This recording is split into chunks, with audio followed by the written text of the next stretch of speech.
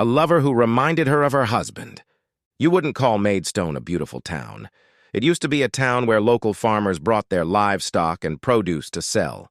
There isn't much left of the old town. The markets have long since been replaced by shopping centers and office buildings. The river, which is its most scenic attraction, runs through the center of town, but generally people travel to Maidstone for work or shopping. None of this bothered Maria as she headed from the train station to the hotel. She was there for one purpose only, and the sooner this was over, the sooner she could get back to her children. Men's heads turned as she walked down the street, dragging her suitcase behind her. They say there are two types of women for men, the ones you want to get into bed and the ones you want to bring home to introduce to your mother.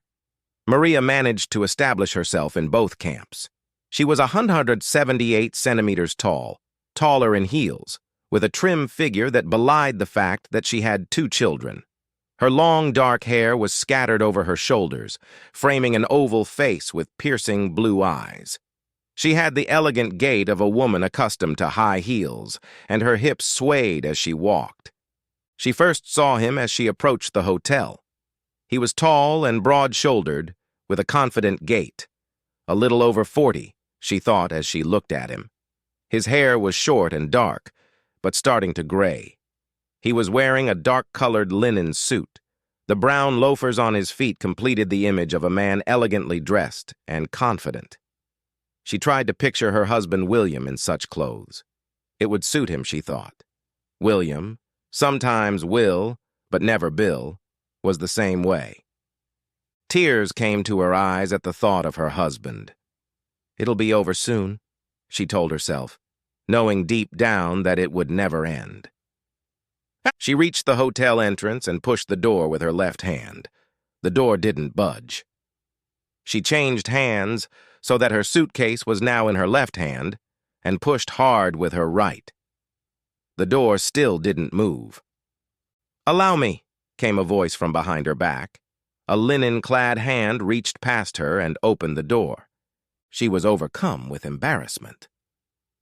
"You must think me such a fool," she said as he held the door for her. "Not at all. Your mind was obviously on other things. I'm glad to be of service. Now please, after you." Her face was still flushed as she walked up to the front desk to check in. She noticed that the man kept his distance while she checked in and got her key. She looked back at him as she took her key. "Thank you for your help with the door. How long will you be staying here?" What was she doing asking a strange man how long he would be here? She meant it as polite conversation, but it could be taken as a show of interest. "Just for one night. I don't expect to be here much after tomorrow." "Just one night," he said, which eased her embarrassment. She wouldn't like having him around all week, imagining she was interested in him. Maria stepped into the elevator and turned around to see him looking at her. She smiled and waved at him as the doors closed. As the elevator touched down, she cursed herself again for that wave of interest. The hotel was only a 3-star. She had chosen it because of its location, so she was relieved to find a rather nice, clean room. She lay down on the bed and found it quite comfortable. In no time at all, she had unpacked and showered. She sat down on the bed and called her mother, who was watching her children. Tears came to her eyes as she talked to her children.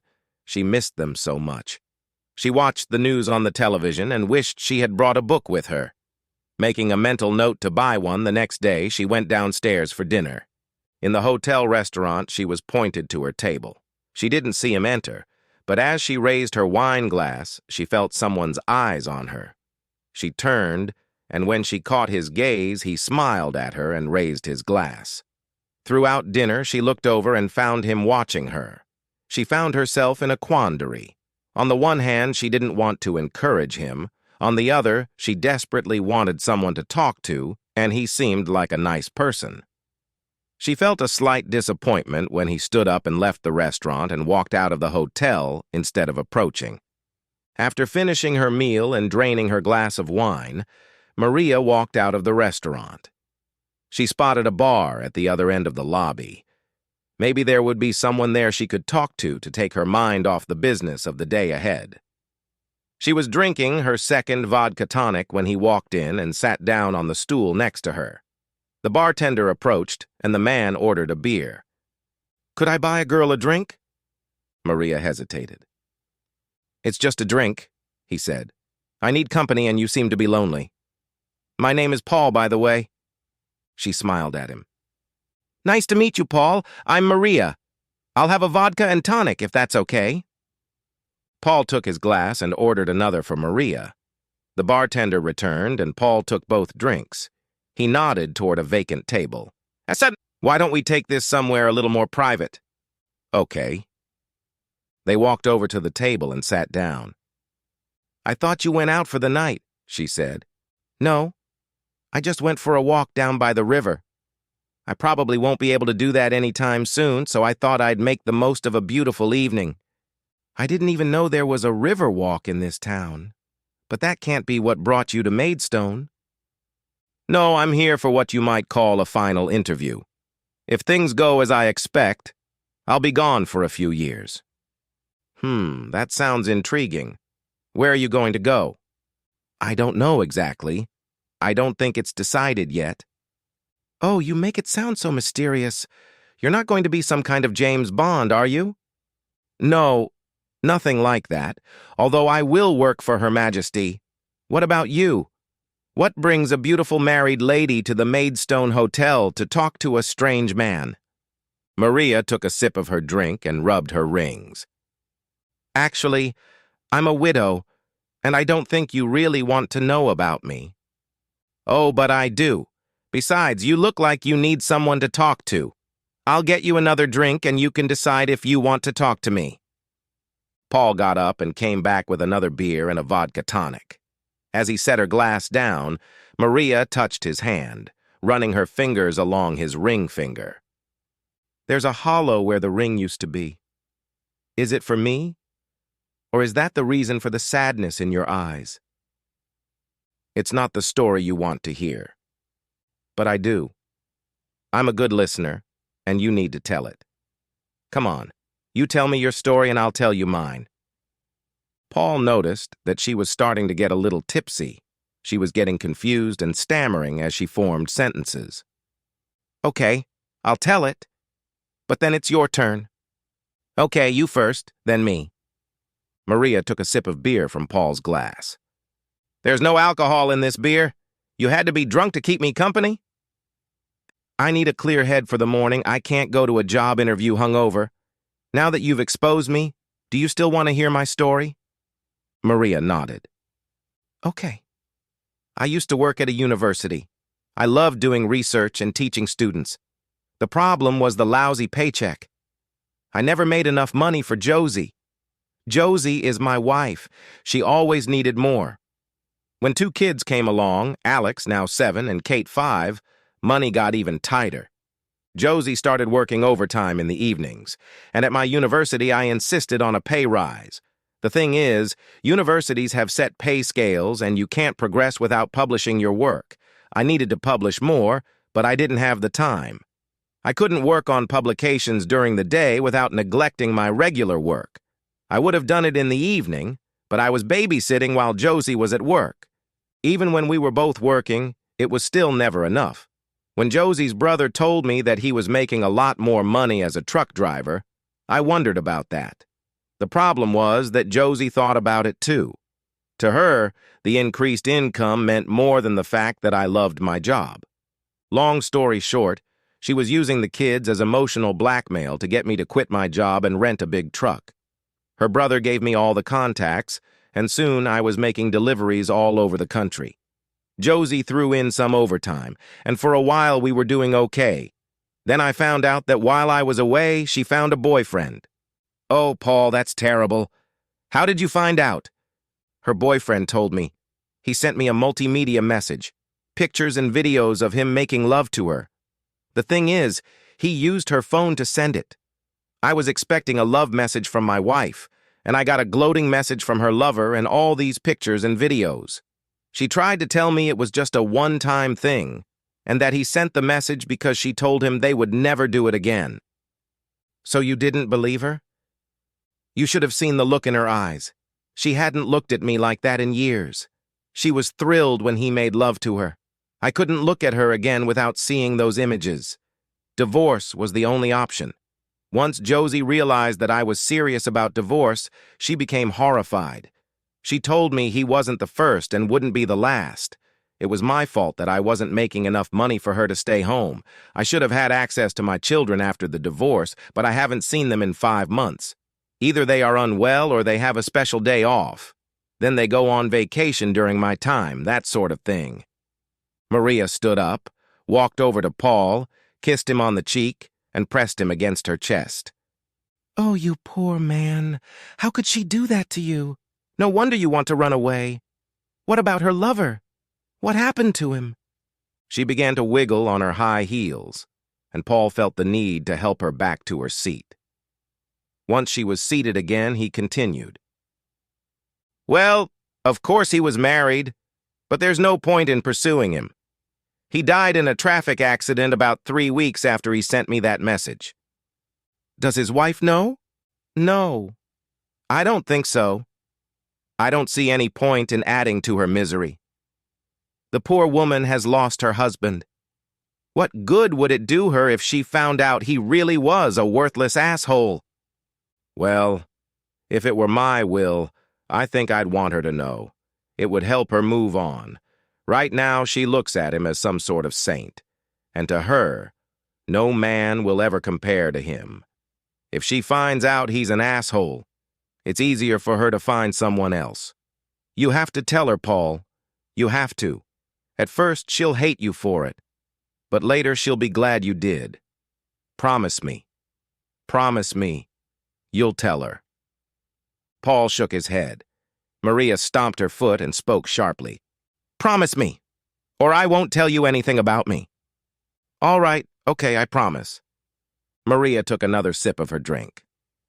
"So now you want to know why I'm here? I'm here to come face to face with the man who killed my husband, my William." "Someone killed him? Oh my God, that's horrible. How did it happen?"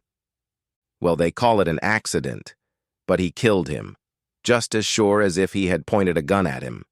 He may not have meant to, but he did nothing to avoid it."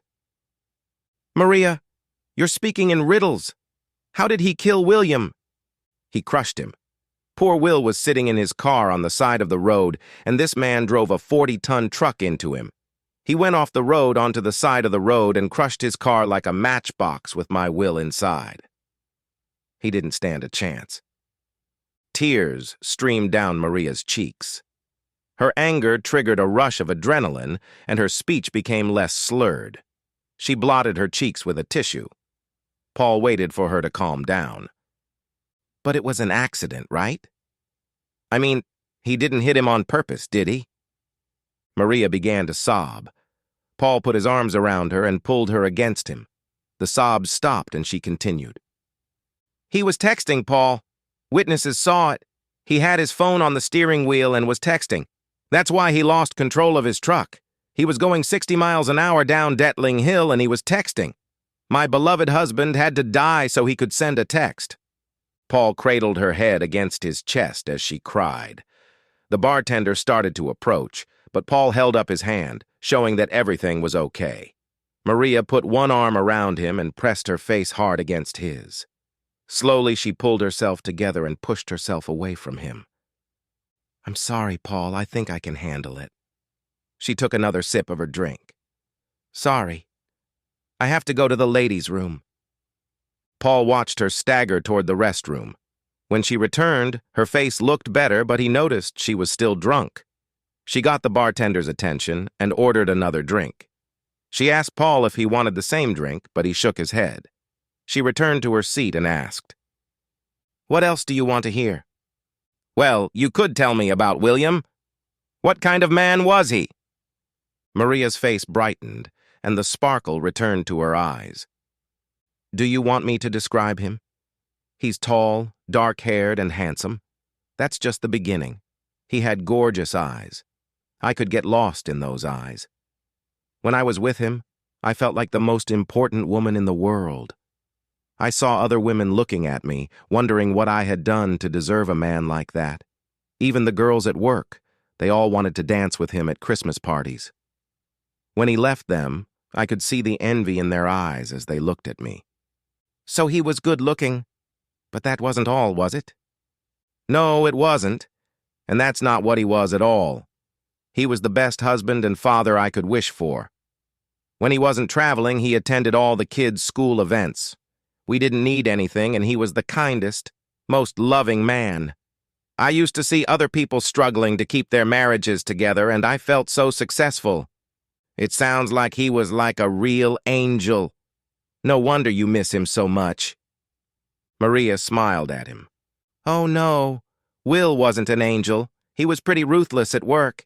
He was willing to do anything to make a sale. Then, of course, there was rugby. Don't tell me he was a bad loser. Will always said there were no such things as good losers, only losers. To make matters worse, he was a terrible winner. Will never understood the meaning of the word magnanimous in winning. When his team won, he was ruthless to his opponents. So there was another side to him. Oh, yeah, but he never brought any of that into the house. That murderer robbed me of a model husband. Talking about her husband definitely brought the blush back to Maria's face. Well, what did that driver boyfriend have to say for himself? Nothing. And that made it even more painful. He didn't even say he was sorry he did it. Oh, well, he wouldn't have been allowed to do it. His insurance company would have had a fit. Legally, an apology is like an admission of guilt. He'd need insurance to keep working. You mean he could still be driving? I hadn't thought of that. Well, he could have a family. He still has to put food on the table. Oh, yeah, I guess so. I pictured him as lonely, but you're right. He probably does have a family. Actually, that just makes it worse. If he has a family, he should be more responsible. The bartender brought her a drink. This should be the last one. The bar is closing now, he said. He walked back to the bar and started to lower the shutters. So, how are you going to confront him? She took a big sip from her glass. That's why I chose this hotel. It's conveniently located near the courthouse. He's supposed to go on trial tomorrow.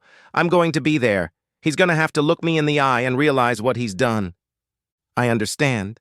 And what do you want to happen? I hope they lock him up and throw away the key, but that's unlikely to happen. He might even get away with it. The police never found the text message in his phone, so they don't have good evidence. What will you do if he walks out of the courtroom with a verdict of no jail time? I don't know. I haven't thought that far ahead. She drained her glass and stood up. As soon as she stood up, she fell back in her chair. Oops! I guess I've had more to drink than I thought. It's been so long since I've had alcohol. Paul stood up and took her hands. Let me help you, he said, lifting her up from her seat. She stood up. Paul stood beside her and put his arm around her waist. She put one arm around him.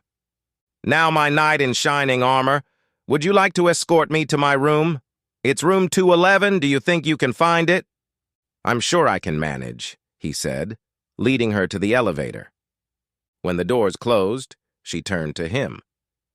You know, Paul, I really don't want to be alone tonight. Do you think you could... The elevator came to a stop. Oh, Maria, I don't think that's a good idea.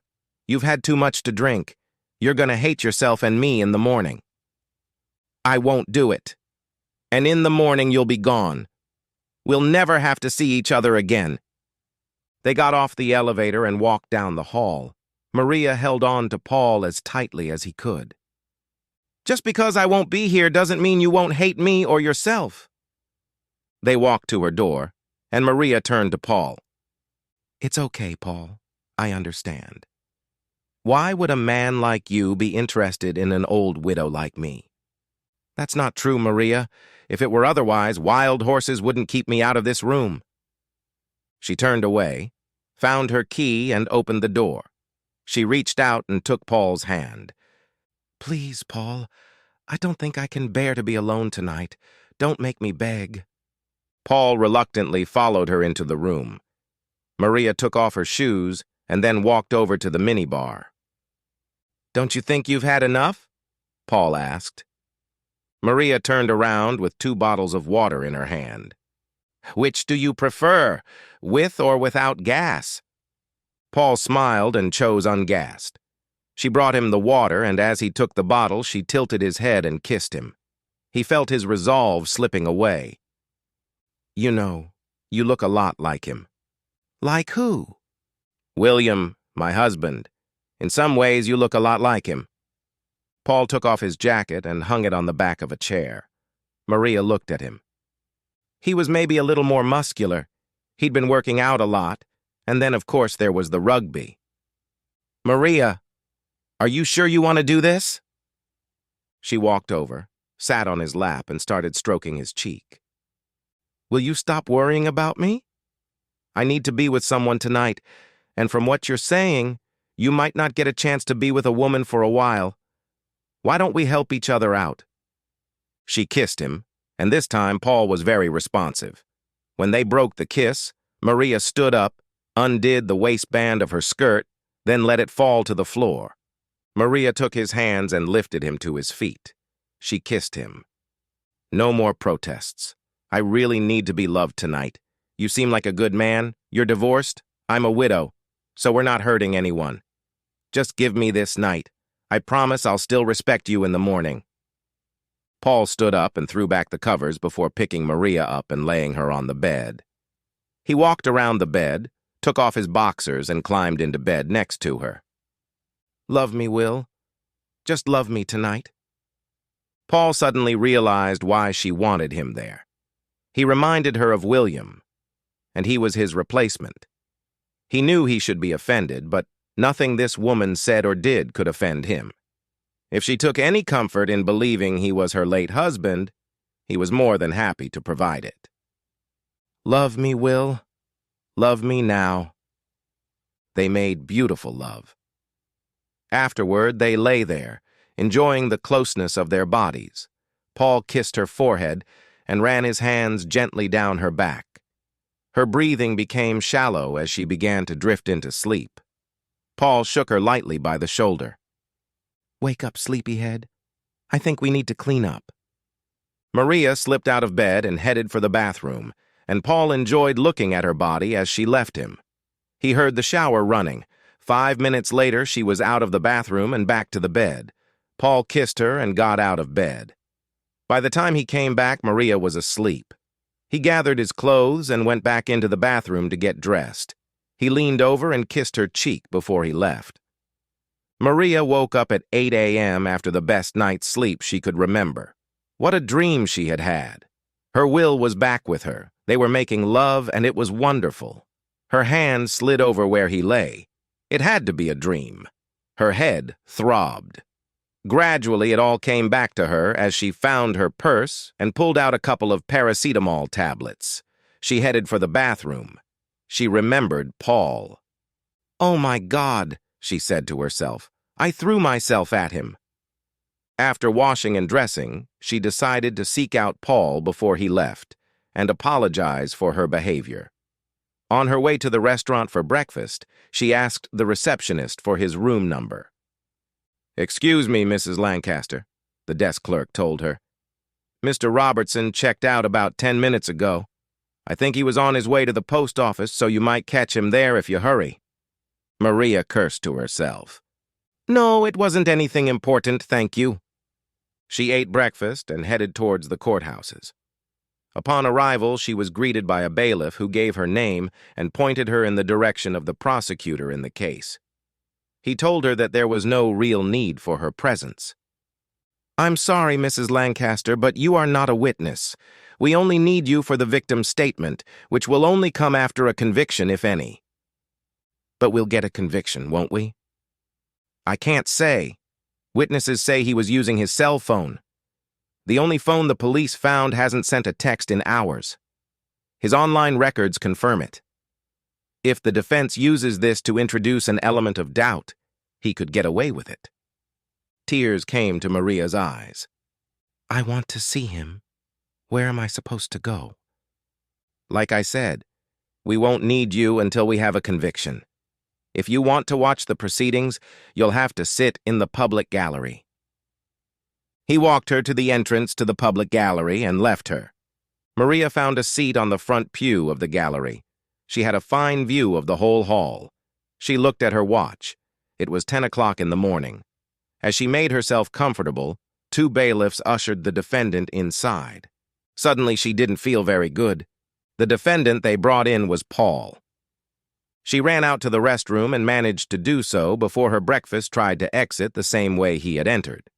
By the time she returned to court, Paul was in the dock and the proceedings were in full swing. The clerk read the charges. "Paul Arthur Robinson, you are charged with dangerous driving and causing the death of William Robert Lancaster. How do you plead, guilty or not guilty?" "Guilty, Your Honor." There was silence in the courtroom. The defense attorney looked surprised. He jumped up and shouted to the judge, "I ask for a 10-minute recess, my lord. I don't think my client fully understands the implications of his statement." "Mr. Jeffers, am I to understand that this statement came as a surprise to you?" "Yes, my lord, it is." "Very well, 10 minutes. "May I speak?" Paul asked. The judge nodded to him. "I don't need 10 minutes, Your Honor. I know the consequences of my statement." "But I can get you out," Jeffers hissed at him furiously. "Not anymore, you can't." He looked at the judge. "I have a chance to tell you what happened, right?" "Yes, you can make a plea for leniency." "All right, then let's get on with it." It dragged on long enough. It took the court 10 minutes to calm down. Paul was led to the witness stand. As he entered the box, he looked at Maria and with only one lip said, "I'm sorry." She only looked at him with contempt. "You asshole," she whispered back to him with just one lip. The judge told him to continue with his statement. "Your Honor, the witnesses were mistaken. I did not send a text message just before the accident." "Make up your mind, Mr. Robertson. You plead guilty, and now you're saying the witnesses were wrong." "I didn't send a text message, Your Honor. I got a video message from my wife. Sometimes when I'm away, my wife sends me text messages with pictures and videos. You know the kind of thing. Secret photos, videos. She does it to show me how much she misses me," Paul continued. "This message came from my wife's cell phone, but it wasn't from my wife. What I saw was another man bragging about having sex with my wife. This was followed by videos of her cheating on me. It was such a shock that I couldn't function properly." "That sounds more like defense than mitigation, Mr. Robertson." "No, it's not, Your Honor. I know I should never have picked up that phone. Because I did. A family lost their father, and a wife lost her husband. It's something I will always regret." "So, what happened when you saw this message?" "I really don't know, Your Honor. I don't remember much about the road. I must have been driving automatically. When my truck started to lurch a little bit, it brought me back to reality. I saw that the car in front of me had stopped but hadn't moved completely off the road. I was about to pull into the outside lane, but when I looked in my mirror, I saw a car overtaking me. I hit the brakes as hard as I could and just prayed there was no one in the car." "Looks like your prayers weren't answered." "They weren't answered, Your Honor. I am truly sorry for the impact I had on this family." Paul finished, and Maria took the stand. She told the court about life without William. She talked about the impact on the children of having their father taken away from them. By 1 p.m., the judge was ready to pass sentence. He acknowledged that the effect of reporting would have been traumatic and recognized the fact that a guilty plea saved taxpayers' money. He handed down the sentence: 5 years in prison. Paul's head dropped as he was led away. Maria watched him intently, but he never once lifted his head. Her feelings were in turmoil. She wanted to kill him for taking her William, but at the same time she felt sorry for him. He too had a loss, and that loss had led to what had happened. At 9:00 a.m. on Monday morning, Maria's friend Sally welcomed her back to work. "Well, are you feeling better now?" "Not really, Sally, no." "I suppose not. 5 years is not that long to take a person's life." That's not what I mean. I thought I'd make him realize what he'd done to me. I wanted him to suffer like I did. I expected to hate him. When he explained to the court what had happened, I realized that his life had shattered the same day he shattered mine. Now, I don't know how I feel. Well, you have a lot of work piling up, so you have plenty of distractions. By the way, if he pleaded guilty, what took you so long to get home? I took a week off, and Mom and Dad were babysitting, so I decided to join them for a few days. We got home yesterday. Well, I hope the break did you good, girl, because you've got a mountain of work to overcome. The two women went off in different directions and didn't meet again until lunchtime, when Sally poked her head through Maria's door. We're going to have lunch today. Do you want to come?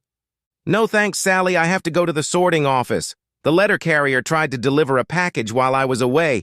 Uh-oh. Something nice, I hope. I have no idea. I'm not expecting anything.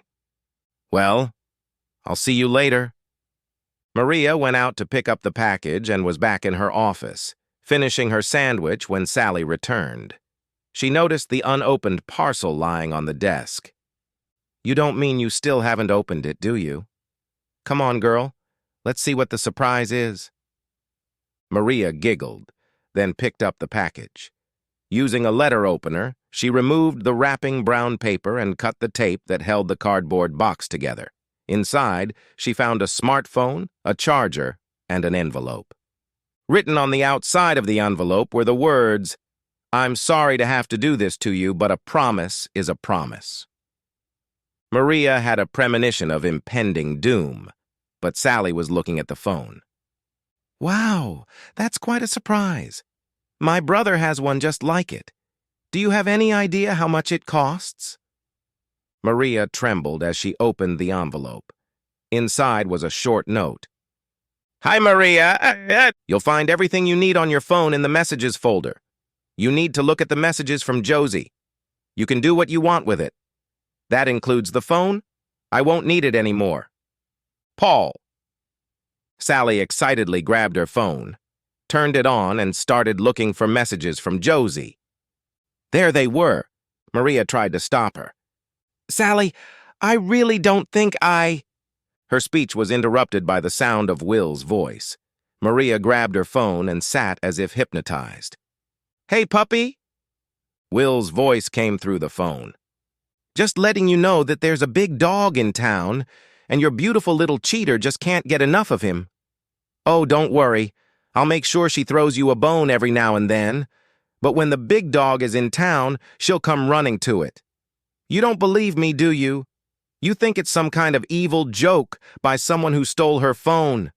Well, do you hear that noise in the background? That's her in the shower, cleaning herself up, waiting for you to come home. When I'm done talking, you can see some excerpts from today's meeting. Turn that off, Maria shouted, as the image changed to a woman with dark hair and green eyes looking directly into the camera. Sally didn't move.